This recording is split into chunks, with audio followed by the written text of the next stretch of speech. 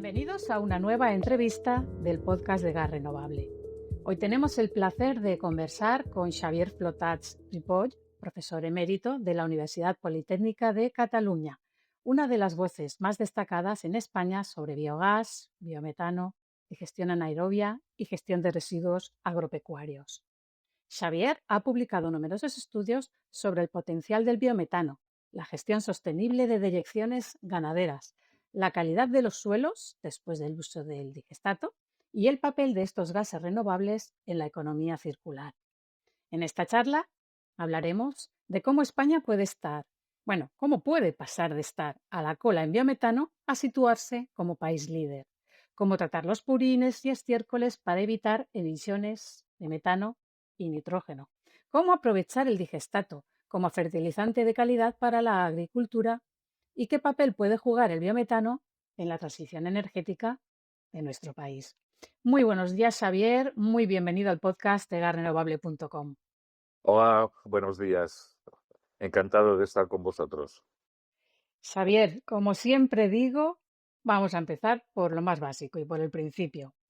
Cuéntale a la audiencia qué profesión ejerces o has ejercido hasta la fecha, a qué te dedicas en la actualidad y cómo empezó tu interés por el biogás y la digestión anaerobia. ¿Qué te llevó a centrarte en su potencial en nuestro país? Bueno, empezaré por el principio, ¿eh? Eh, yo descubrí el biogás en el verano de 1979, verano en el que hice un viaje en autostop por Escocia y Gales. Y este viaje me llevó al CAT, el Centro de Tecnología Alternativa de Gales. Allí es un centro que todavía existe, y además es muy moderno, un centro de experimentación y de difusión de energías renovables. En aquel momento, aquel año del 79, empezaban a investigar sobre el biogás de estiércol de vacas para producir el gas para la cocina del centro, ¿no? Era algo muy preliminar, pero aquello me encantó. Pensé que era un tema muy interesante. Al volver de aquel viaje, yo empezaba quinto curso de carrera de ingeniero industrial y dio la casualidad de que la asignatura de proyectos, en la que aprendíamos a hacer un proyecto haciéndolo. A cada equipo de estudiantes se les proponía un proyecto a veces estrambótico y en aquel caso había una propuesta al cual yo y mis amigos nos apuntamos inmediatamente, que era hacer un proyecto constructivo a lo largo de un año de una planta de biogás para producir electricidad en una granja de vacas. De manera que empezamos, vaya, con el equipo a estudiar el tema, toda la bibliografía que había en el mundo sobre el tema. Y el invierno de aquel curso, técnicos de la Generalitat de Cataluña en el ámbito del saneamiento pidieron que un representante del equipo les explicara qué era esto del biogás y ventajas e inconvenientes, y fui yo a explicarlo. Y al final de aquella reunión, un técnico del Servicio Agrario de la Generalitat me propuso que colaborara con ellos porque acababan de encargar una planta piloto de 10 metros cúbicos para hacer biogás en una granja experimental de cerdos, de manera que en primavera del año 80 empecé a experimentar con biogás y purines. Al año, y ahí había acabado la carrera, con unos amigos montamos una empresa dedicada a energías renovables. Y tuve la suerte de que uno de mis primeros encargos profesionales fuera el diseño, proyecto de una planta de biogás en una granja de cerdos, de manera que aquel año 81 hice un proyecto y la planta se puso en marcha en el año 83 y estuvo operando pues 20 años. En el año 83 empecé a compaginar el trabajo en la empresa con dar clases, unas horas de clases en la Escuela de Ingenieros Agrónomos de Lleida. Y en el año 83 me decidí por un mundo académico de investigación y desde entonces el biogás y las deyecciones ganaderas siempre han formado parte de alguna u otra línea de investigación. Más tarde acabé siendo profesor titular de Ingeniería Ambiental en la Universidad de Lleida.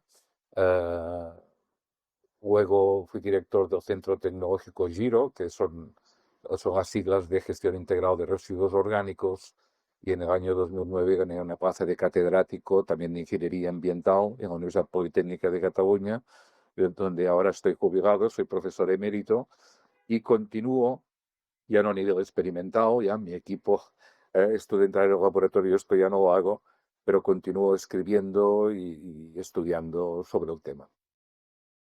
Xavier, toda una vida dedicado al biogás y al biometano. Tu relación viene de muy atrás. Madre mía, se podría decir Eh, que eres pionero en nuestro país.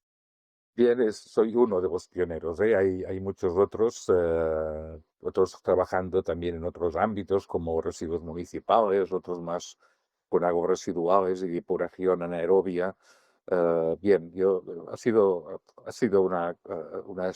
digamos que estoy muy contento con lo que he hecho, como comprenderás, y ahora imagínate, años 80, años 90, esto de biogás aquí en España es que no había manera de que esto se moviera, ¿no?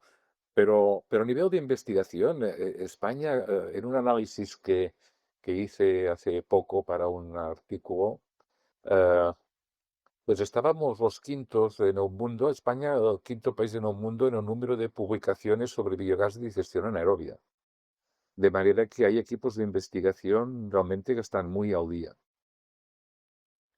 Sí, Javier, perdón, Xavier, estoy Sí, totalmente de acuerdo contigo.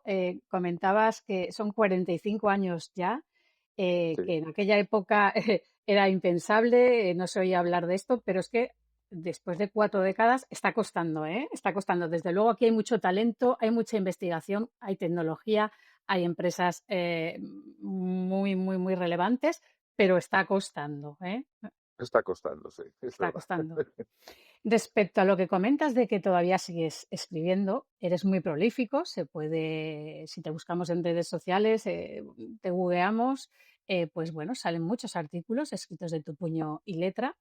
En varios recientes que he tenido bueno, la suerte de leer, señalas que España está retrasada respecto a otros países europeos, ¿vale? No descubres nada que no se sepa. ¿Cuáles serían los principales indicadores que muestran ese retraso y qué lo está frenando? Mira, encontrar indicadores fiables no es fácil, porque tampoco tenemos observatorios, eh, digamos, objetivos para analizar el tema y la evolución. Un indicador que sigo desde hace unos años es la energía primaria en forma de biogás de cada país por habitante y año. Decir, a partir de datos de Eurostat, del Fondo Estadístico de la Unión Europea, donde se puede encontrar la cantidad de biogás en unidades de toneladas equivalentes de petróleo que produce cada año cada país como energía primaria, sin tener en cuenta si hace biometano o hace electricidad. Energía primaria, lo más básico.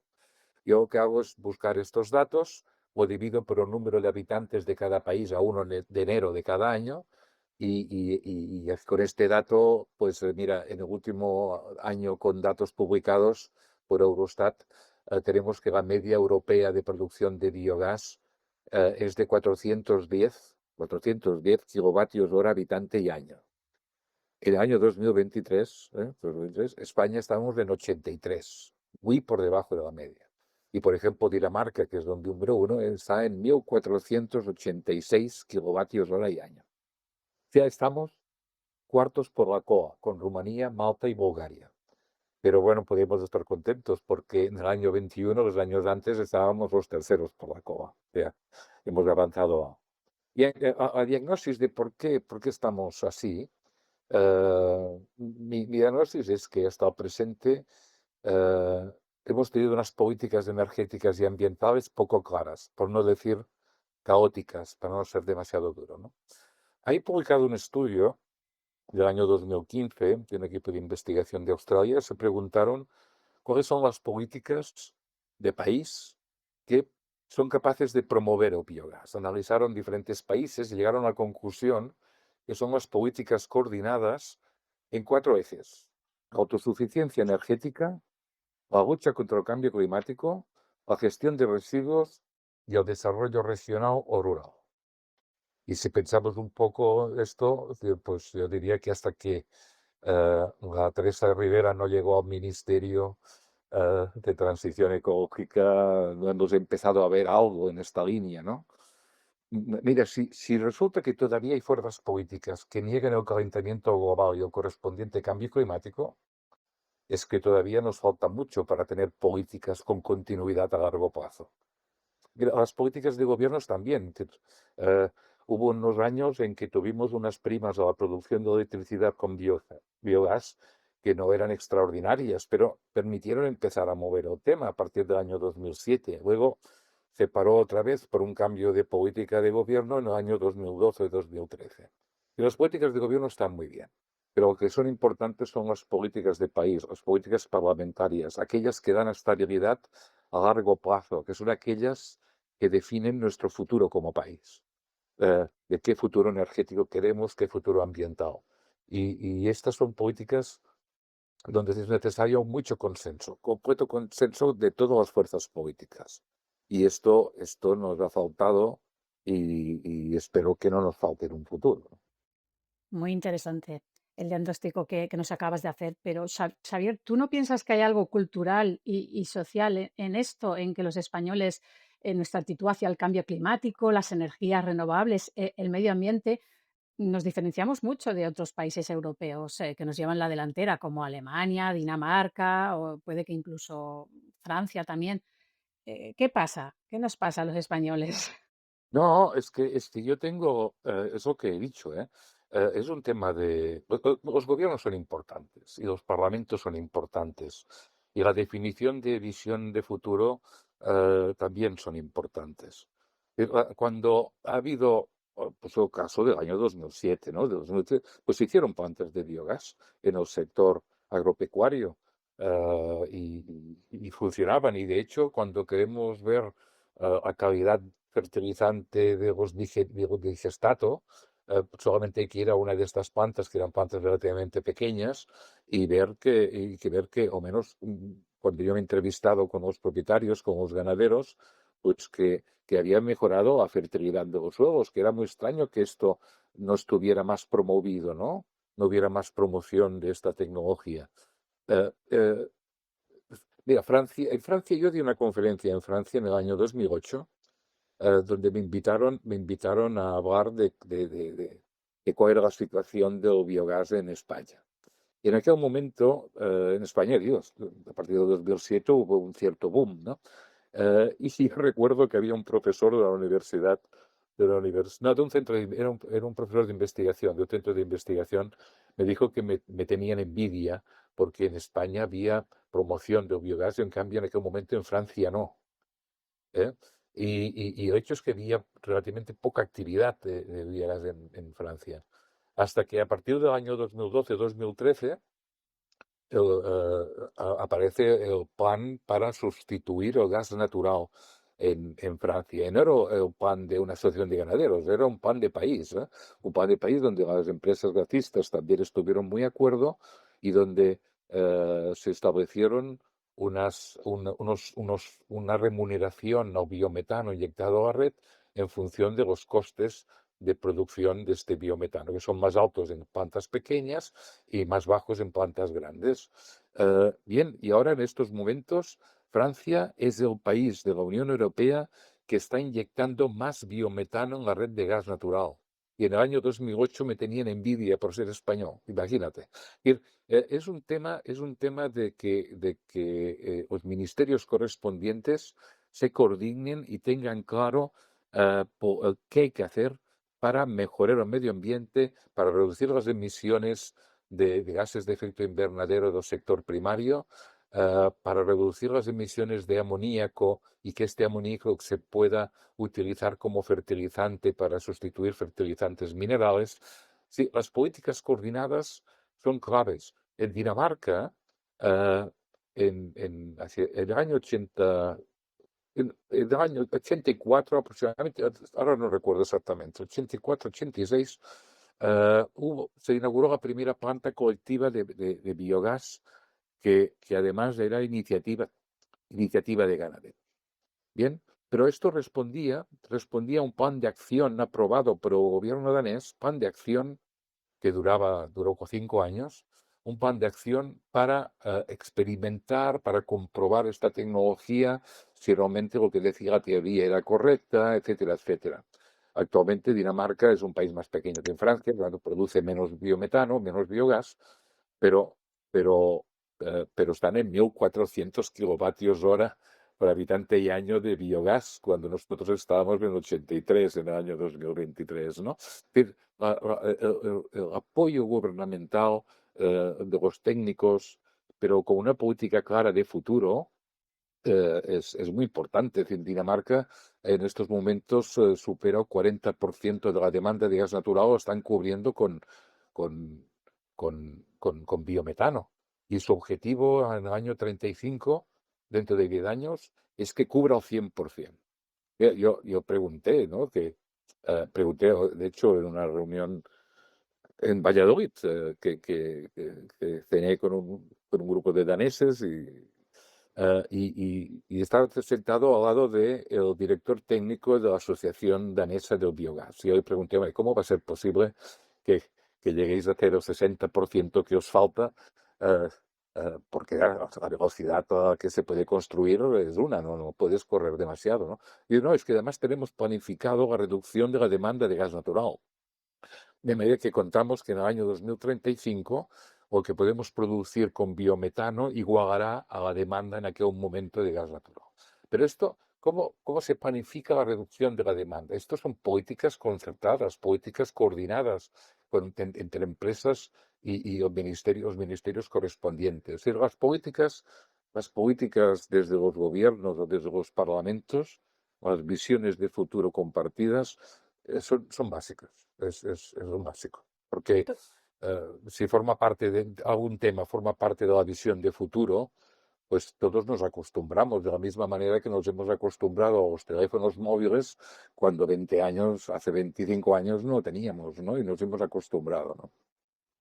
Estoy totalmente de acuerdo, Xavier. Si la pregunta te la hacía porque esas políticas, quizás si la sociedad reclamara o exigiera más leyes, más normativas y más apoyo al medio ambiente, a la protección del medio ambiente, al desarrollo de energías renovables, entre las que está el biogás, pues a lo mejor sería una manera de achuchar para que estas políticas en nuestro país pues se incentivaran. A eso me refería es algo también social y cultural, porque seguro que la población danesa, de alguna forma, habrá instigado a sus políticos al Bueno, desarrollo de estas sí, mira, políticas. yo hablo mucho de Dinamarca porque ya desde el año 90, en el 93 hice mi primer viaje a Dinamarca a ver plantas de biogás. Y luego a partir de entonces hice varias estancias de investigación en esa técnica de Dinamarca y todos mis viajes he intentado compaginarlos con alguna visita de alguna planta de biogás nueva o una más antigua reformada, ¿no? Pero lo primero, durante mi primer viaje a ver plantas de biogás, no me impactó la tecnología. De hecho, la conocía, ¿no? Por artículos, pero me impactó algo más cultural. Y es la facilidad de colaboración.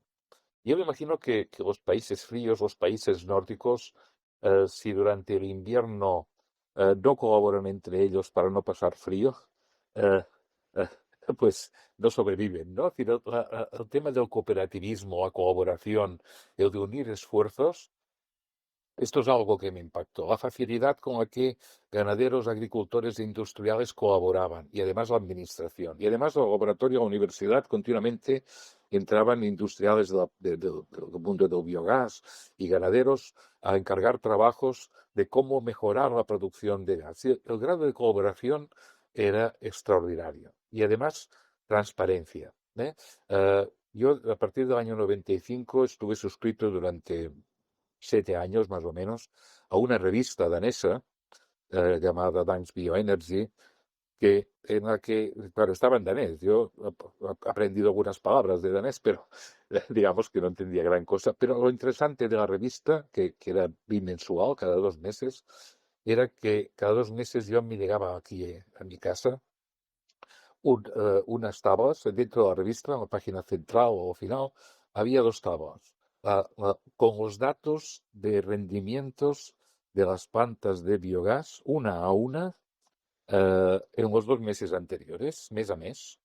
Donde, por tanto, imagínate que cada mes los daneses podían disponer de información de cómo estaban funcionando cada una de las plantas de biogás, o sea, cuántas direcciones ganaderas entraban cada mes, cuántos residuos de la industria alimentaria, cuánto biogás producían, cuál era el rendimiento por tonelada de residuo entrado, cuánta electricidad producían y cuánto ingreso económico le representaba esta electricidad. De manera que todo el mundo podía aprender de los errores de los otros y no tenían vergüenza en mostrar sus propios errores, que además había un observatorio, que era la Agencia Danesa de la Energía, que periódicamente hacía análisis de todos estos datos y más datos que no aparecían mensualmente para hacer su diagnosis de si aquella planta debía mejorar en esto, si aquella otra planta debía reducir sus emisiones de malos olores, porque si no los vecinos no iban a permitir que aquella planta continuara funcionando, etcétera, etcétera. O sea, otro tema es colaboración y transparencia. Y para mí el modelo danés se resume en estas palabras, colaboración, transparencia y aprendizaje continuado, ¿no? Eh, Escribí un artículo, yo no sé si lo has visto, en el año 2020 para Retema, donde explicaba estas palabras, ¿no? Colaboración, eh, aprender y planificación. O sea, planificación a largo plazo. Yo una vez le comenté a alguien no recuerdo qué ministerio, no recuerdo si era de Agricultura o de Energía, eh, esta experiencia y que nosotros deberíamos hacer lo mismo, ¿no? Claro, su contestación fue, hombre, nosotros no tenemos tanto espíritu cooperativista como en Francia o en Dinamarca, ¿no? Como si esto fuera un limitante nuestro. Yo pienso que no lo es.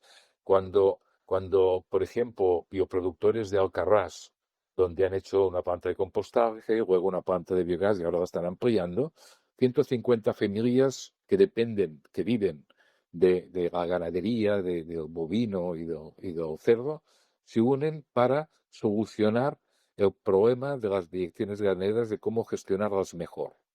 Eh, Cuando hay la necesidad, cuando un ganadero o un agricultor ve la necesidad de que para la continuidad de su negocio ha de solucionar el problema de las deyecciones, eh, y se unen y dejan de lado rencillas familiares, porque en todos los pueblos hay rencillas familiares de los antepasados, ¿no?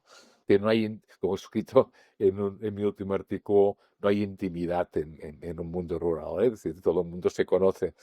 Pero si son capaces, y esto se ha demostrado que en España ha habido experiencias de este estilo, de unir esfuerzos en un proyecto común para mejorar la gestión ambiental, reducir emisiones, reducir contaminación y además obtener un producto que pueda ser exportable y vendible, como el digestate o el compost, pues las cosas funcionan. Y esto es posible. O sea, no hemos de limitarnos a pensar de que nosotros somos pobres y tontos, y en cambio en el norte de Europa son ricos y inteligentes, ¿no? Pues somos iguales, todos tenemos problemas. Y lo único que falta es la parte cultural esta de no ser tan individualistas y irte a unir con el vecino, con el compañero que te va a permitir o vamos a poder ir juntos para mejorar la situación, porque la unión hace la fuerza, es decir, esto es indudable, ¿no? Hay un aspecto cultural, pero yo pienso que cuando hay la necesidad podemos hacer las cosas también como otros países. Xavier, no hace ni 3 semanas, no sé, puede que 3, 4 semanas, tuvimos el placer de visitar a Alcarràs Bioproductors. Conocemos a Jordi Chové. Yo veo, Estu- sí. Jové, estuvimos allí con él, nos abrió las puertas vamos, nos enseñó absolutamente cada rincón del biopolígono, como nosotras nos gusta llamarlo. Sí, Hemos, sí, sí. Le hemos entrevistado en el podcast, hemos escrito varios artículos sobre él y estamos totalmente de acuerdo contigo en que es una maravilla de proyecto que ojalá se expanda por nuestro país. Ojalá. Sí, sí, sí, es que, bueno, está bien que haya que haya ejemplos demostrativos, ¿no? Que funcionen. Pero fíjate, digamos, esto salió de iniciativa de los ganaderos. Hombre, también hubo intervención del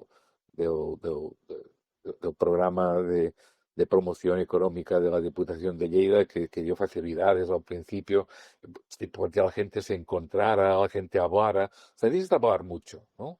Y somos muy individualistas, ¿eh? Esto cada uno que se encierra bastante en sí mismo, pero allí se dieron las circunstancias para que esto ocurriera. Esto también lo he visto en Juneda, ¿eh? Es decir, en la zona norte de la comarca de las Garrigues, también los ganaderos se unieron en un proyecto común. O en Juncosa. Juncosa es un pueblo del sur de la comarca de las Garrigues, una zona de secano, con una concentración de ganado bovino eh, muy alta, muy elevada. ¿Eh? Y en el año 98, a mi equipo de investigación nos encargaron, la Asociación de Ganaderos, nos encargaron que estudiáramos cómo solucionar la gestión de todo el estiércol, ¿no? Porque había muchas granjas de una producción de estiércol muy elevada y yo había tenido una mala experiencia en un proyecto colectivo en el año 85, un proyecto académico, pero en lo que los ganaderos no querían colaborar en una planta de biogás conjunta, ¿no? Y enseñado esta experiencia pensé, mira, la variable social, los factores sociales son más limitantes que los factores tecnológicos, porque la tecnología la puedes comprar. Si es posible hay que desarrollarla, pero si no, se compra. La tecnología pero que la gente se una en un proyecto común, esto hay que trabajarlo cada día. Esto hay que hacer pico y pala, ¿no? Y esto no lo consigue una empresa, un fondo de inversión que quiere promocionar el biogás. Esto hay que hacerlo, lo tienen que hacer la gente del pueblo, la gente de la zona. Bien, pues allí en Juncosa planteé un proyecto que empezara reuniendo a todos los ganaderos del pueblo y presentando a todo el personal de mi equipo y así, haciéndoles ver que todo lo que estudiáramos necesitábamos su colaboración para tener la información, etcétera, etcétera. El hecho es que fue un éxito aquel estudio. No nos salió que el biogás fuera la mejor solución, sino compostaje. Y el hecho es que los propios ganaderos construyeron una planta de compostaje, ellos, y el compost lo venden y ha sido, fíjate que es del año 98. ¿Eh? Bien, pues en aquella primera reunión avisamos a periodistas y que hubiera mucho, que se dieran cuenta que aquello era importante, ¿no? Entonces, una periodista le preguntó al presidente de la Asociación de Ganaderos cómo es que se habían unido para solucionar el problema del estiércol. Y aquel chico, que era muy joven, el presidente, dijo, mira, lo hemos conseguido porque los abuelos han muerto, los padres se han jubilado y quien tiene la responsabilidad de un negocio y del futuro somos nosotros, los jóvenes. Yo pensé, mira, ¿ves? Esta perspectiva de que el negocio, que no, digamos, que esto no es un pasatiempo, tener animales, criarlos, alimentarlos para producir carne, que era aquella situación, eso es un negocio. Y si resulta que un freno a un negocio es que tienes problemas para gestionar el estiércol, pues tienes que resolver este problema. Eh, y esto ellos lo tenían claro. Eh, sí, tener visión de negocio y visión de futuro. Esto, lo que antes he dicho de las políticas gubernamentales que han de tener visión de futuro, y esta visión ha de ser estable y no cambiar con cada gobierno, pues esto es también así en las asociaciones de ganaderos o en cooperativas, exactamente, ¿no? Y si las elecciones son un problema de gestión, pues hay que solucionarlos. Y el biogás te da un ingreso, pues estás produciendo energía. Aparte que te da también una reducción de emisiones de gases de efecto invernadero y de amoníaco. Por tanto, digamos que el biogás siempre está en el centro de las mejores soluciones, o casi siempre, ¿ves? En aquel caso de Juncosa fue el compost. Pero también estudiamos el tema del biogás. Bueno, no sé, ahora me parece que me he ido un poco por las No, ramas. no, tranquilo, tranquilo. Todas las preguntas están interrelacionadas. Qué importante, Xavier, lo que has comentado de que la tecnología se puede comprar, pero el apoyo social no. Yo siempre digo que se nos ha olvidado que aparte de ser una transición energética y ecológica, estamos ante una transición social y cultural. Eh, eh, van entiendo. ligadas, van ligadas. Y creo que se ha dejado de lado a la social cultural y se ha centrado y se ha ido muy deprisa con la energética y es lo que está pasando ahora en nuestro país, que ahora tenemos que achuchar un poco a ese descuido que hemos tenido de informar, de divulgar, de unir, como tú dices, a la población. Sí, no, exactamente. Eh, bueno, y es porque hemos dejado el tema mercado. O sea, que sea un mercado que diga lo que hay que hacer, ¿no? Cuando y el mercado, pues hay que controlarlo. El mercado hay que marcarle unas normas. Si dejamos todo al mercado, esto significa que hemos de reducir costes para tener un margen económico más elevado, más beneficio. Esto significa que hay que ir a plantas grandes, porque los costes unitarios tienen una economía de escala muy marcada. Eh, claro, pues plantas grandes, pues no deja de ser un impacto visual. Y si la gente además desconoce qué es eso del biogás, pues le van a asustar. Enseguida cualquier propuesta que venga de mercado le va a asustar. Y es muy diferente que te venga un grupo inversor a hacerte una propuesta en un pueblo para que queremos hacer una planta de biogás. No es lo mismo esto que sea la asociación de ganaderos de la comarca o del municipio o de 3 municipios, que diga nosotros para mejorar el medio ambiente de la zona y dejar de molestar con nuestras deyecciones, con las deyecciones de nuestro ganado, pues vamos a hacer este proyecto y vamos a pedir ayuda a un grupo inversor. Fíjate qué diferencia, ¿no? ¿Qué diferencia? Que alguien aterrice allí haciendo una propuesta que va a parecer una propuesta de marcianos y esto enseguida crea anticuerpos, ¿no? La gente dice, "Oh, ¿qué nos van a hacer aquí, no?". Que la iniciativa aparezca de la base. O sea, los proyectos que funcionan bien son aquellos que van de abajo arriba, el bottom-up, los que no proceden de no sabes dónde, a que procedan de una iniciativa local. Claro, sí, esto, fíjate que hemos tenido un desarrollo en el mundo ganadero, sobre todo de un porcino, muy acelerado. Bueno, acelerado. De hecho, ya teníamos, tal vez en los últimos 30 años, ¿no? Se ha aumentado a cabaña porcina 30, 40 años, mucho básicamente por la exportación, ¿no? Para poder exportar, porque a nivel económico, esto a nivel económico digamos, estabilidad al sector agroalimentario, ¿no? Porque permites exportar y la balanza económica, si es favorable, te permite importar aquello que no puedes producir a nivel alimentario, ¿no? Pero, pero digamos, yo pienso que este desarrollo no ha ido acompañado de medidas ambientales, digamos, fuertes para asegurar que los purines no molesten, ¿no? Y que no contaminen, ni que envíen amoníaco a la atmósfera, ni que, ni que envíen metano a la atmósfera. Metano, como no lo vemos, y no huele el metano, pues parece que no importe, ¿no? Pero claro, es una emisión importante. Claro, ahora cuando esto ha creado resquemor, ¿no? Ha creado resquemor en mucha gente que ha visto la ganadería porcina, el incremento de la ganadería porcina como una amenaza ambiental. Ahora, cuando se plantea una solución ambiental al problema de purines, pues claro, lo primero que se piensa es, "Hombre, ¿y esto por qué no se hacía antes, no? Esto debe ser ahora un método para blanquear, ¿no? Un greenwashing". Es decir, hay desconfianza, ¿no? Y yo pienso que son los propios ganaderos que han de tener conciencia del problema y de que hay soluciones y que las soluciones eh, tienen un coste y que este coste lo puedes reducir si te unes con tus vecinos.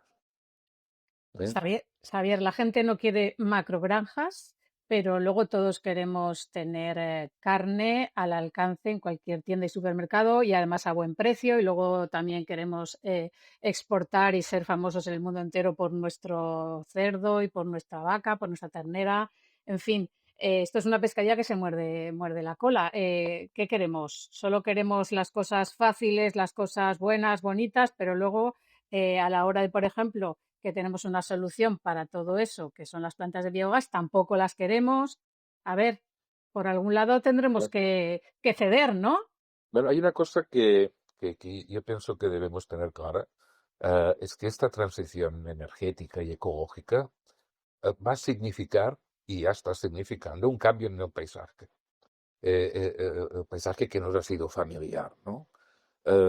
Mira, nos hemos acostumbrado a que la energía eléctrica la producen otros y nos llega, producen otros, es decir, en una central nuclear que no está al lado de mi casa, sino que está bien lejos, o una central térmica, o una central hidráulica, pero nos hemos acostumbrado a la comodidad de esta de que la energía eléctrica la tenemos, ¿no?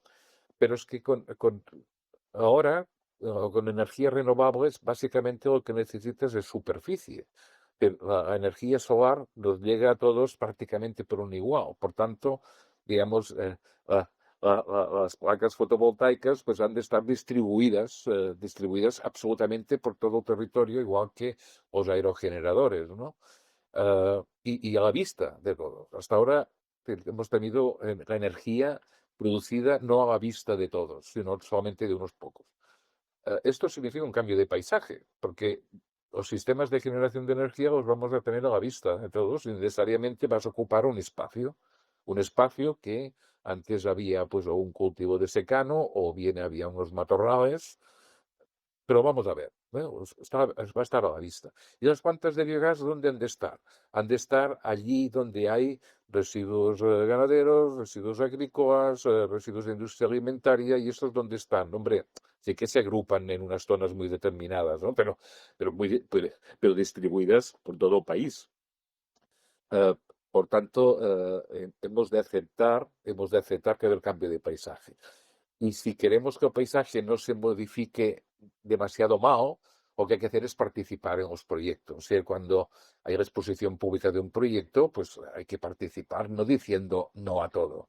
Decir, mira, esto no, pero esto sí, o pues, se podría mejorar. O sea, todo el tema de la colaboración, la participación, o sea, valores muy democráticos, pero hemos de hacer uso de estos valores y de estos derechos, ¿no? Pero no para el no a todo, ¿no? Sí, hay que tener claro que el paisaje se nos va a modificar. O- Es que esto es obligatorio. Pero bueno, volviendo a Dinamarca, por ejemplo, ¿no? Eh, Aquí hay esto de poner molinos de viento en la costa, esto de que los bañistas y los turistas lo miren, pues mira, en Dinamarca, delante de lo que es el puerto de Copenhague y toda aquella franja, está lleno de aerogeneradores en el mar. Y, y la foto o la postal, pues es bien bonita. Es decir, que uno se acostumbra a un nuevo paisaje, ¿no? Que tampoco es tan desastroso, ¿no? Es desastroso si me lo ponen de manera que yo oiga el ruido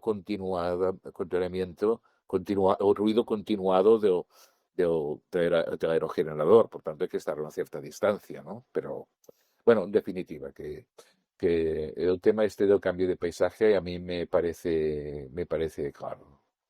Y además hay otro factor, ¿no? Mira, la ganadería intensiva, si le llaman macrogranjas, realmente es ganadería industrial, ¿no? Porque que puede ser, cuando hablamos de macrogranjas, o quien utiliza este término que no está definido en el diccionario, pues no distingue si una granja es de 3.000 animales o de 15.000, ¿no? O de 2.000. Eh, Parecen muchos, ¿no? Y parece como mucho más bucólico una granja con 4 animales para la comida de Navidad. Eh, pero para producir bien, para producir con un coste menor, para asegurar que puedes tener un control ambiental mejor, necesitas un cierto margen económico y este margen quiere decir una medida mínima, ¿no? Por tanto, eh, encontrar granjas de 50 animales, pues puede servir para el agroturismo, pero ya tienes que ir a granjas de dormir animales, ¿no? Para tener esto que permita que la gente pueda vivir de esto. En los años 70, 80 se fijó población en muchos pueblos de España, que si no, se hubieran despoblado más todavía, sobre todo en zonas de secano, con la ganadería integrada. O sea, que un integrador o fábrica de piensos encargaba a un agricultor, si tenía una nave donde podían caber, porque entonces con 100 animales o 400 o 500 ya era suficiente, ¿no? Pues esto pues podía engordar, pues esto ya le permitía un ingreso que era bastante seguro. No como los cultivos que dependiendo de la sequía o de la la tem- el temporal temporal me ha salido una palabra muy catalana, ¿no? En función de la climatología o de la meteorología, pues podía ser que la cosecha fuera mala y que la familia no llegara a final de mes, ¿no? Ni a final de año.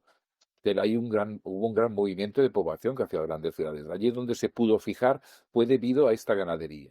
Claro, digamos que así hay muchos pueblos que existen y que tuvieron actividad económica con talleres que hacían reparaciones tanto de tractores como también de toda la maquinaria de alimentación para la alimentación automática del ganado, fábricas de piensos, etcétera, etcétera, pues ha sido gracias a esto, ¿no? De manera que hasta ahora se ha convivido bastante con ello. Claro, el hecho de poder exportar mucho, y ha habido una demanda, y España es un país exportador de carne y demás de carne de calidad, porque se ha mejorado también mucho en sanidad, porque hay muchos técnicos y buenos técnicos sobre el tema, pues en muchos casos ha habido, digamos, muchas granjas que se han hecho demasiado grandes sin sin la obligación de evitar las emisiones de amoníaco y de metano. Y esto a mí me parece que el Ministerio de Agricultura aquí no ha hecho el trabajo que debía hacer, de ser mucho más cuidadoso, eh, eh, obligando, obligando a medidas ambientales a las granjas. ¿Eh? Es decir, que se ha sido poco escrupuloso. Mira, ahora en Dinamarca, volvemos a Dinamarca, en noviembre del año pasado, hace un año, el Parlamento danés aprobó un impuesto a las emisiones de gases de efecto invernadero al sector ganadero. De manera de manera indirecta es una manera de que aquellas granjas que todavía no están asociados a una planta de biogás, pues lleven los purines a la planta de biogás. Esto alegra a la gente de la Asociación del Biogás danesa. Pero por otro lado, si un ganadero no tiene una referencia de costes para, para poder invertir o poder participar en plantas de biogás, referencia de costes, si alguien, por el hecho de emitir metano a atmósfera, esto no le representa ningún coste, si por el hecho de emitir amoníaco a atmósfera esto no le representa ningún coste, ¿qué incentivo tiene un ganadero para eh, coste, coste económico o coste social? Es decir, eh, el de estar bien posicionado. Es decir, entonces, si no tiene ningún incentivo en este ámbito, ¿por qué un ganadero tiene que hacer una planta de biogás? A no ser que realmente le represente un ingreso económico muy importante, ¿no?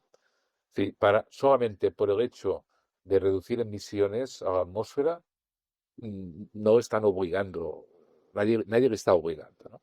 La única presión es la presión social. Por tanto, digamos que a nivel social, en lugar de quejarnos de las macrogranjas, lo que habría que hacer es obligar a que estas macrogranjas hagan biogás para reducir sus emisiones, y tener un mejor fertilizante, ¿no? Eh, Pues mira, Xavier, ahora que estás tocando este tema, en España ya se están dando casos de éxito. Mira, por ejemplo, hace unos meses entrevistamos a la cooperativa Grupo Arcoiris de Valderrobres, que además le han dado el premio 2025 a mejor cooperativa de nuestro país. Y es un caso de éxito porque, aparte de tener una calidad, de sus productos, ¿vale? Sobre todo ganado, porcino, bueno, excelente, exportan un montón, tienen una planta de biogás que ahora va a producir biometano, que funciona maravillosamente, que está totalmente aceptada por la población del territorio, que tiene un impacto positivo a todos los niveles y bueno, ahí tenemos un caso de éxito, que puede que haya otras más en el país. No, eh, va a costar, pero habrá, porque el camino, es el camino que hay que seguir. Es decir, que es aquello que te he dicho antes de que el coste económico o coste social, la contrapartida es el beneficio social. El saber que las empresas de la zona están haciendo las cosas bien, que tienen un sello de calidad, que además se premia, y esto da prestigio no tan solo a la empresa, sino a toda la zona, a todos los vecinos, ¿no? Da prestigio a la comarca, por decirlo así. Pues ahí tenemos un caso. Ya te digo, compartiré de Eh, nuevo la entrevista para que los oyentes la puedan volver a escuchar, porque a mí me parece una maravilla de proyecto. Vamos a cambiar de tercio, Xavier. Vamos a hablar de digestato, que tú sabes mucho de digestato y de fertilizantes orgánicos y de calidad del suelo, que es muy importante. Y además, ahora a principios de diciembre se celebra el Día Internacional de los Suelos. Una de las claves de la economía circular es que el residuo, que queda después de de producir la energía, vuelva al suelo como fertilizante orgánico. ¿Cómo evalúas la calidad, agronómica del digestato que proviene de una planta de biogás y qué barreras tenemos aquí todavía en nuestro país para su aplicación en suelos agrícolas? eh, Mira, la referencia que tenemos en nuestro país, son allí donde ya hay plantas de biogás, eh, con un tiempo de retención adecuado, suficientemente elevado. eh, la calidad, sí, la eficiencia en la fertilización o la mejora de la fertilización y la producción de un cultivo, pues vieron tanto los que tenían la planta de gas como los vecinos, que mejoraba mucho la fertilidad de los suelos. El que, de hecho, evidencias en el país ya las hay. Lo que pasa es que se han publicitado poco, ¿no? Eh, el- lo interesante, hay dos aspectos. Uno es el tema de la fertilidad en unidades de nitrógeno, fósforo, potasio. Si una planta de biogás tiene el digestato cubierto, el amoníaco y además se ha hecho biogás con purines frescos. Esto es importante, que no se ha esperado a hacer biogás con purines de 3 meses de existencia, sino si puede ser a las 24 horas o un mismo día que se han generado. El amoníaco no tiene tiempo de desprenderse. Se puede desprender una vez sale del digestor. Y en el digestato, si no está cubierto, se podría perder este amoníaco. Claro, si tú no lo pierdes, ¿qué es lo que se hace? ¿Qué es lo que ocurre con los purines, cuando están almacenados dentro de la nave, en los pozos dentro de la nave, o bien en una balsa exterior descubierta? Se pierde muchísimo amoníaco. El amoníaco es la base es una forma de un nitrógeno muy asimilable por las plantas. Cuando utilizas el digestato, como ha reducido el tamaño de partícula, cuando aplicas al suelo, se infiltra mejor, se infiltra en las capas superiores del suelo, de manera que también el amoníaco no queda en charcas, que también se escaparía, ¿no? Se volatilizaría, sino que se infiltra mejor. De manera que esto hace que la calidad fertilizante, aumente. Pero luego hay una parte de materia orgánica. eh, la materia orgánica es buena para el suelo, pero hay dos tipos de materia orgánica. La fácilmente biodegradable, que es aquella que si tú aplicaras los purines directamente al suelo, las bacterias enseguida la consumen, las bacterias del suelo enseguida consumen esta materia orgánica, y puede haber, como un medio es anaerobio, pues que haya problemas de toxicidad, para las plantas, que aquello que dicen: que ha fertilizado tanto que ha quemado las plantas", ¿no? Lo que ocurre es que los ácidos que se producen de descomponer esta materia orgánica, pueden hacer bajar el pH del suelo y crear problemas. Estos ácidos lo que hacen en la planta de biogás ya se han transformado en biogás, de manera que ahora solamente le queda la materia orgánica lentamente biodegradable o muy difícilmente biodegradable. Esta es la materia orgánica que interesa al suelo. Interesa al suelo porque es la materia orgánica que crea estructura y es capaz de retener humedad. De manera que desde el punto de vista de nutrientes como desde el punto de vista de materia orgánica, el digestato es un material fertilizante. Si en esto de la materia orgánica, si de la fracción sólida del digestato se hace compost, esta materia orgánica todavía es más resistente porque hay una degradación adicional donde además se añade materia vegetal. En definitiva, una cosa que es importante es que cualquier proyecto tenga como eje central el uso del digestato final. O sea, empezar el proyecto con qué voy a hacer con el producto final. ¿Cómo voy a mejorar la fertilización? ¿Cómo voy a reducir el consumo de fertilizantes de síntesis? Los fertilizantes nitrogenados de síntesis se producen a partir del gas natural. Es decir, ¿cómo puedo reducir esto? ¿Cómo puedo mejorar la calidad del suelo? ¿Cómo he de hacer la logística de esto? ¿Cómo he de programarlo? Porque este sería el objetivo final del proyecto y luego de entremedio, para hacer esto posible, sabes que has de poner la planta de biogás con los sistemas de separación sólido que hagan falta, si es que hace falta, o otro sistema para recuperar nutrientes si estamos en una zona excedentaria. Si estamos en una zona con una alta densidad ganadera, es muy probable que no sobre nitrógeno, ¿no? Sobre nitrógeno.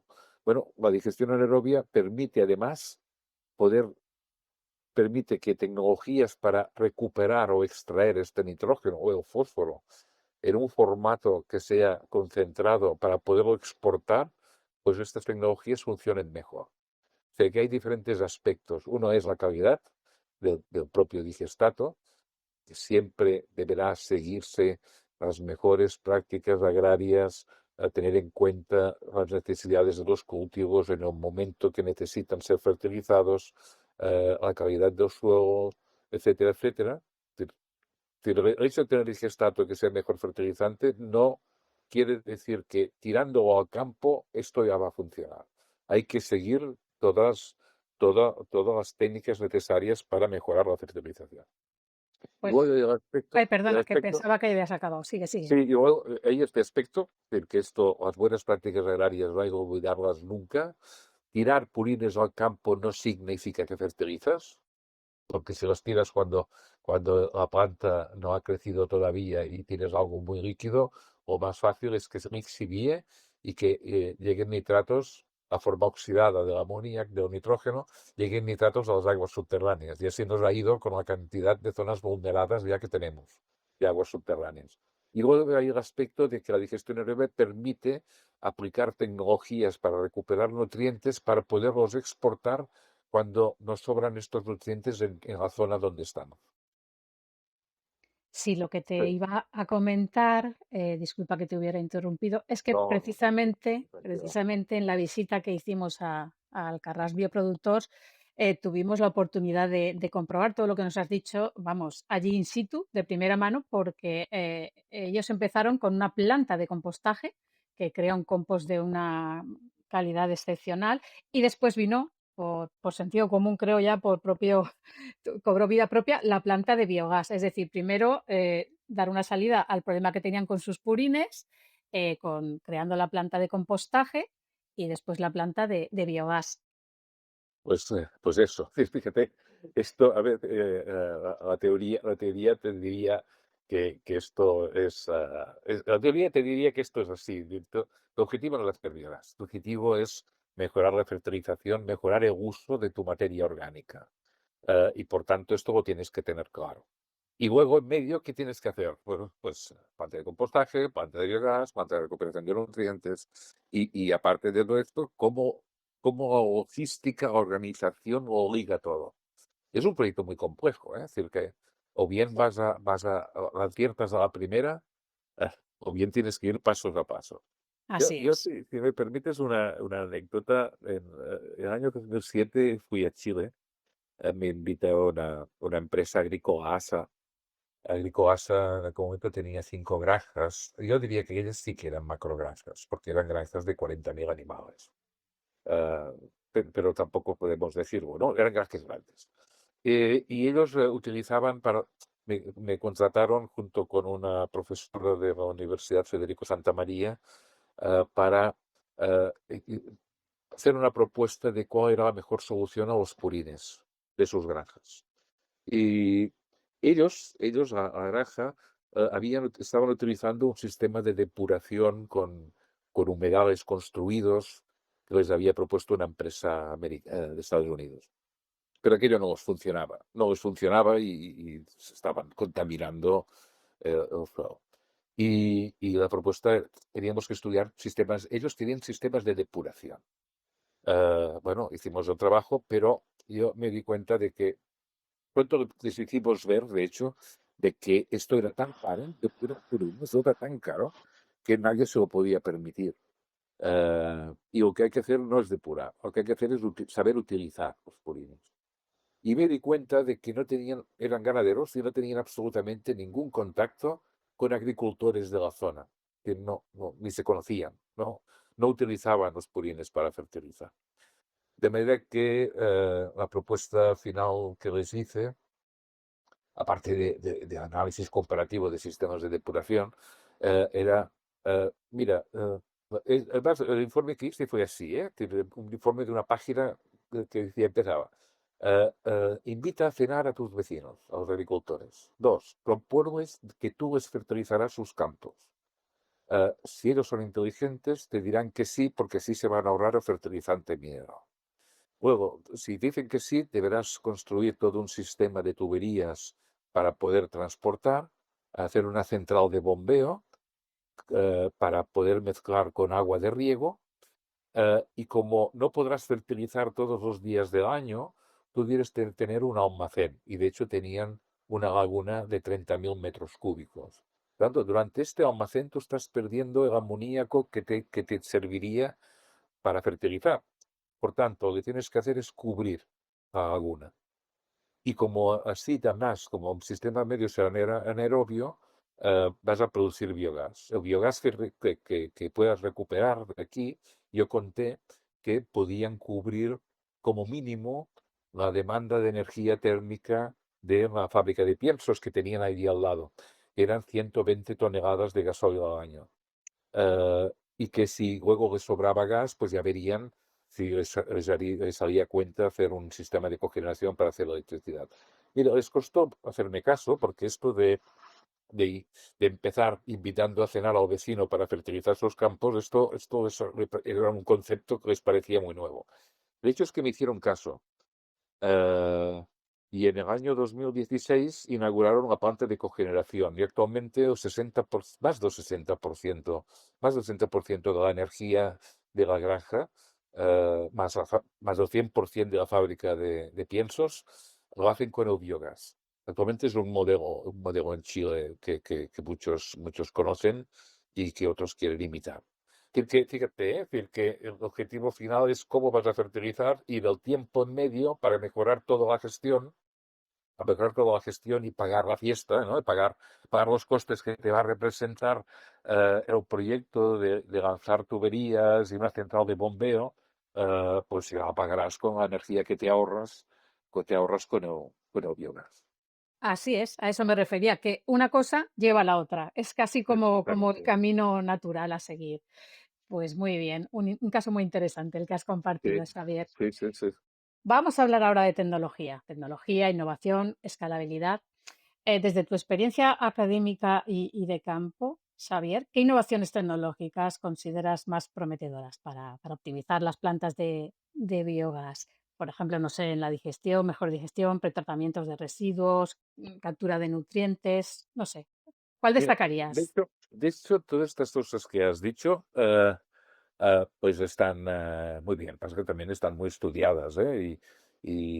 Pero mira, para mí, para orden de prioridad, para mejorar la producción de biogás, lo primero es el vaciado frecuente de los alojamientos de los alojamientos de los animales, sobre todo en cerdos, pero esto también es así en otros. Es decir, que la planta de biogás lleguen deyecciones frescas, que no se hayan dejado pudrir mientras no entran a la planta de biogás.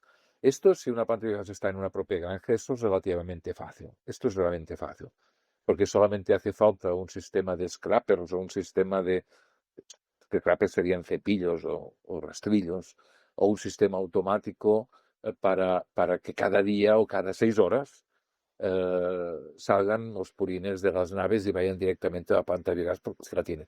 Esto es un problema cuando tenemos una planta colectiva y hay que transportarlos, porque los camiones es muy difícil que puedan ir cada día a todas las granjas a recoger, por un tema sanitario, ¿no? Porque si vas a una granja, luego no puedes ir a otra si no pasas antes por una desinfección del camión.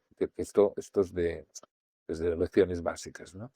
Y cómo conseguir direcciones frescas, cómo hacer que el ganadero cambie su sistema de gestión. Esto, cualquier iniciativa que pueda haber aquí en este campo, pues tiene vida asegurada, ¿no? Imagínate un robot que pasa por los pozos dentro debajo de los animales y continuamente va succionando los purines. Otro, si- otro sistema es el sistema TRAC, que patentaron una cooperativa de Bretaña francesa, la cooperativa Copel, donde ahora actualmente ya diseñan las granjas con este sistema. Este sistema consiste en un rastrillo que se mueve cada 6 horas por debajo de los canales que recoge los purines de los animales. Y este canal tiene un poco de pendiente, de manera que cada 6 horas este rastrillo comprime las direcciones hacia arriba, de manera que de un lado de la nave sale la fracción sólida y del otro lado de la nave se escurre la fracción líquida. Si esto lo haces cada pocas horas, el amoníaco no ha tenido tiempo de volatilizarse y la materia orgánica no ha tenido tiempo de descomponerse. De manera que tienes una fracción sólida que tiene más de los 60, puede tener más del 55% del nitrógeno. Y luego esta fracción sólida es lo que puedes transportar a una planta de biogás, porque tiene mucha materia orgánica y mucho nitrógeno, o sea, muchos nutrientes en poco espacio, porque está comprimido. Esto es una gran innovación. En España no ha tenido demasiado éxito porque es más caro. Es caro construir granjas así. Pero esto es la gran innovación. Esto es lo que permite integrar ganadería, medio ambiente y biogás. Esto Bueno, es el primer sí. punto. Digamos, para mí esto es básico. Y las plantas híbridas que se están promoviendo han de tomar cartas en este asunto, de conseguir que el ganadero produzca mejor, porque no deja que los purines se almacenen dentro de las naves. El ambiente sanitario es mucho mejor, los animales tienen menos problemas respiratorios, menos olores, etcétera.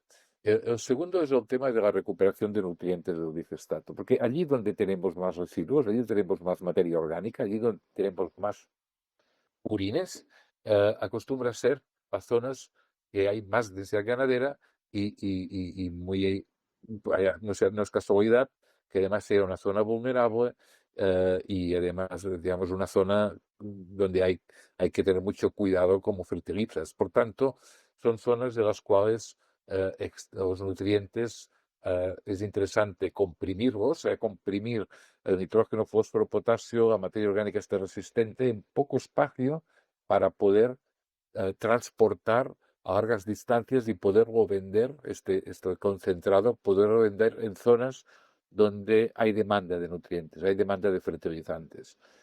Y esto es muy, muy, muy importante también.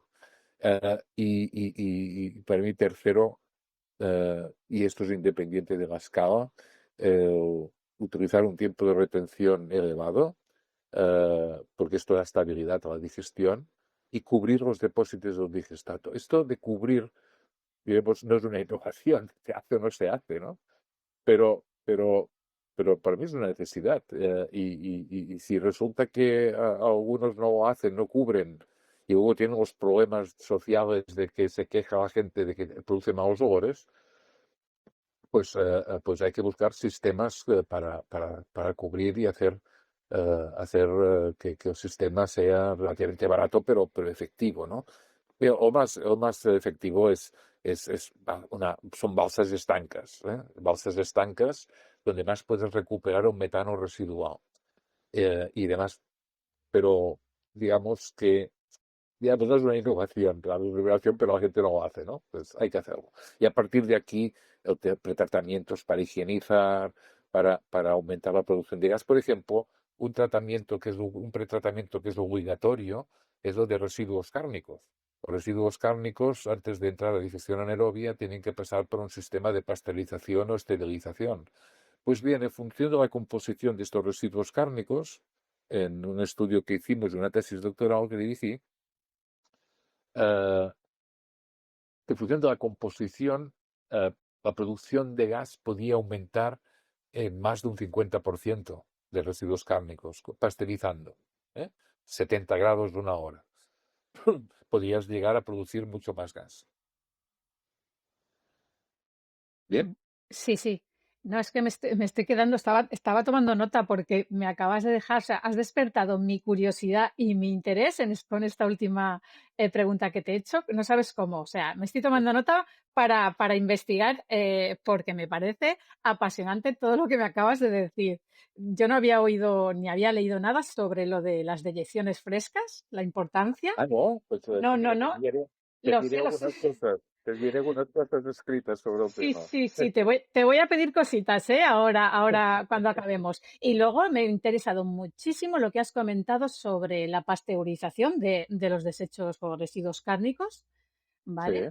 Porque me interesa mucho el tema, de hecho, ya he hecho una entrevista y voy por la segunda, la estoy preparando, en plantas de biogás, en los diferentes modelos de plantas de biogás, según la materia orgánica desechada que gestionan, ya sea masa agrícola, de purines, de, como comentas ahora, materia, digamos, cárnica. O sea, ese tema me parece muy, muy apasionante y relevante y se habla poco sobre él. Así que sí. estoy encantada con lo que me acabas de contar. Sí, mira, en esto de la pasteurización, digamos, publicamos algunos artículos en revistas internacionales, pero además constituyó un tema de algunas tesis doctorales, ¿no? Pero en una, la que hizo Ángela Rodríguez Abalde, que está activa en el sector y ahora trabaja en Nortegas, eh, comprobó nosotros habíamos visto que en la bibliografía internacional esto de pasteurizar residuos cárnicos a veces producía más gas y a veces producía menos, ¿no? Y esto, bueno, hasta que en la tesis doctoral de Ángela se vio en sus estudios que todo dependía de la relación entre grasas, proteínas, hidratos de carbono. Cuando había una relación entre proteínas e hidratos de carbono elevadas, o sea, que elevado me refiero que hay, yo qué sé, 30% de hidratos de carbono y 30% de proteínas, ¿no? Por decir algo, y el resto grasas. Bueno, pues cuando las pasteurizabas, la producción de gas posterior bajaba. Y en cambio, si no había hidratos de carbono y todo era carne, o sea, proteína y grasa, la producción de gas aumentaba. Y es porque al combinarse los azúcares, los hidratos de carbono con las proteínas, a alta temperatura se producen unas reacciones de Maillard que crean compuestos orgánicos que son refractarios, o sea, que no se descomponen, y hasta pueden ser tóxicos, ¿no? Por tanto, cuando se quiere hacer pasteurización con el contenido intestinal de un animal, pues muy mal. Hay que sacarle el contenido intestinal y tratarlo aparte. ¿Eh? ¿Entiendes? Porque, Sí, sí, sí. porque este contenido intestinal, que habrá cereales, habrá grano, ¿no? Habrá la comida, pues este contenido intestinal tiene mucho hidrato de carbono y cuando se combina con proteínas a alta temperatura, pues no, digamos, estos compuestos que se producen dejan de producir gas. Bueno, esto te enviaré una de estas publicaciones. Sí, te lo agradezco y además las compartiré, ¿vale? Para que Muy cualquier bien. persona de los oyentes que esté interesado tenga acceso a él. Bueno, pues Xavier, llegamos ya al final del podcast y tengo que hacerte la pregunta que le hago a todos mis invitados e invitadas para finalizar. Y es, ¿Qué mensaje te gustaría transmitir a los ciudadanos, a la ciudadanía sobre todo lo que hemos hablado, sobre el biogás, el biometano, las deyecciones ganaderas, economía circular, lo que tú quieras? ¿Qué mensaje te gustaría trasladarles? Perdón. Mira, lo primero es que no tengan miedo, ¿no? Que se interesen por el tema, que lean, que se informen a partir de técnicos o pregunten a técnicos o científicos que hayan tenido una carrera en el mundo de la gestión de residuos o en el mundo de la tecnología ambiental. Eh, Cuando crean que una propuesta de planta de biogás les puede afectar, ¿no? En Europa hay más de 21.000 plantas de biogás, algunas tocando a núcleos habitados, de las cuales unas 1.600 están produciendo metano. Y, y, y bien, si están al lado de núcleos habitados y son plantas que existen desde los años 80, eh, pues es que realmente se puede convivir con una planta de biogás, ¿no? Porque que no está tan mal, ¿no? Eh, si hubiera problemas de malos olores, si hubiera problemas de estos de todos aquellos que dicen que esto de biogás es lo peor que puede existir en un mundo, pues no existirían estas 21.000 plantas, ¿no? Y en países como Dinamarca, donde realmente están produciendo tanta gas, por habitante año son el país que produce más, pues nadie diría que es un país sucio, ¿no? Yo todo lo contrario, es un país muy bien organizado y a la vanguardia en temas de energía y medio ambiente, ¿no? Eh, por tanto, que no tengan miedo, que se informen y a la larga esto formará parte de la cultura tecnológica del país, como ya empieza a serlo de países como Dinamarca, Alemania o Francia. Pues con estas palabras, este mensaje dirigido a la población en general de Xavier, damos por finalizada la entrevista de hoy. Xavier, muchísimas gracias por compartir Hombre, con... Sí, gracias dime. gracias a vosotros. De hecho, ya has visto, me he pasado muy bien. No, no, de verdad es que ha sido un auténtico placer. No sabes cuánto he aprendido escuchándote. De verdad, siempre lo digo, ¿vale? Siempre es un placer conversar con todos mis entrevistados y entrevistadas, pero es que aprendo tantísimo de vosotros y es verdad que siempre es un placer escucharos, pero es que escucharte a ti con la cantidad de experiencia que tienes, que sabes un montón de todos estos temas, es que es un verdadero placer. Si estos temas te Bueno, interesan, es una maravilla escucharte, de verdad. Muchísimas gracias por haber bueno, estado aquí muchas gracias a ti con por la nosotros. entrevista y por estas palabras. Y bueno, y gracias también a todos los oyentes por escucharnos una vez más. Os animamos a seguirnos en LinkedIn, en YouTube y en Spotify para que cada vez seamos más. Y por supuesto, a seguir aprendiendo sobre biogás, biometano y a apoyar su desarrollo para que sean verdaderos motores de economía circular, desarrollo rural e impulsen la transición energética. Hasta el próximo episodio, un saludo y que tengáis un muy feliz día.